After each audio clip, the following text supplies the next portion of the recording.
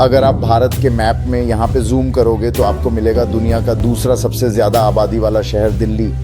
यहाँ इतने छोटे से एरिया में लगभग 3.5 करोड़ लोग रहते हैं और सरप्राइजिंग बात तो ये है कि इतनी डेंस पॉपुलेशन के बावजूद भी दिल्ली भारत के ग्रीनेस्ट सिटीज़ में से एक है, क्योंकि यहाँ का लगभग 20% से ज़्यादा एरिया फॉरेस्ट और पार्क से कवर्ड है। लेकिन फिर भी हर साल पोल्यूशन की वजह से दिल्ली वालों का हाल बेहाल हो जाता है। हज़ारों लोग अपनी जान गंवा देते हैं। ये इतना सीरियस इशू है, लेकिन आज तक किसी भी गवर्नमेंट ने इसको सीरियसली नहीं लिया। बट इस बार दिल्ली की रेखा गुप्ता जी की गवर्नमेंट ने कुछ ऐसे स्टेप्स उठाए हैं जो इसे दिल्ली की हिस्ट्री की सबसे बड़ी एंटी पोल्यूशन ड्राइव बना देता है। दिल्ली के टोटल विंटर पोल्यूशन का लगभग 23% सिर्फ व्हीकल्स से आता है।